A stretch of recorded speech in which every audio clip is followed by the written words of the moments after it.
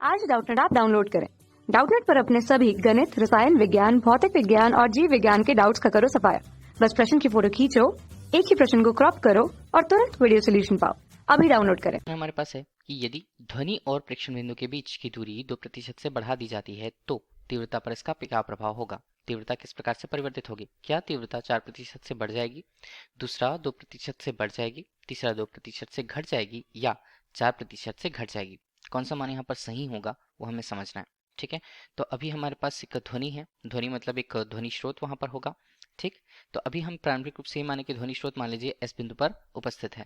ठीक, इसी तरह से एक प्रेक्षण बिंदु है जिसे हम ऑब्जर्वर कह देते हैं। तो ये ओ कुछ इस तरह से उपस्थित है। दोनों के बीच की दूरी एक नियत दूरी के रूप में हमने कुछ इस तरह से ले ली उसे। ठीक है, अब इन दोनों के बीच की दूरी को प्रारंभिक रूप से अगर हम देखें तो उसे हम स्मॉल आर के रूप में प्रस्तुत कर पाते हैं। ठीक है, प्रारंभिक रूप से दूरी। अब बीच की दूरी 2% से बढ़ा दी जाए तब क्या होगा। तो प्रारंभिक रूप से अगर हम ये बात कर रहे हैं तो हमारे पास एक ध्वनि स्रोत यहाँ पर था।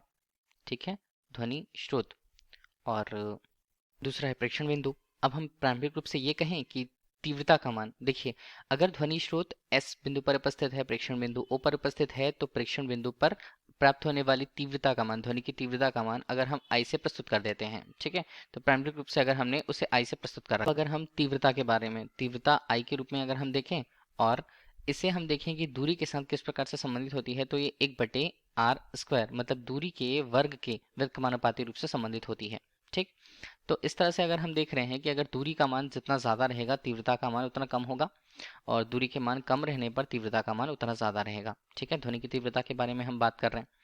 इस बीच पे अगर इसमें परिवर्तन की बात करें, ठीक है, कैसे हम बोलेंगे, देखिए पहली स्थिति पर I1 के रूप में हम इसे कह देते हैं कि तीव्रता आई थी। ठीक है, और दूसरी स्थिति पर मान लीजिए इसे हम I2 कह दिए।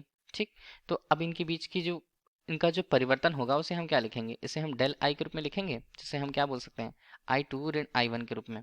ठीक है, जबकि I2 का मान यहाँ पर क्या होता है, I2 का मान कम होता है I1 की स्थिति पर। तो ये जो परिवर्तन हमारे पास आएगा I के रूप में, ये हमारे पास ऋणात्मक आने वाला है। ठीक है, इतना हमें पता। बीच में अगर तीव्रता के परिवर्तन का मान हम निकालें तो वो क्या बनेगा, तो उसे हम बोलते हैं तीव्रता परिवर्तन।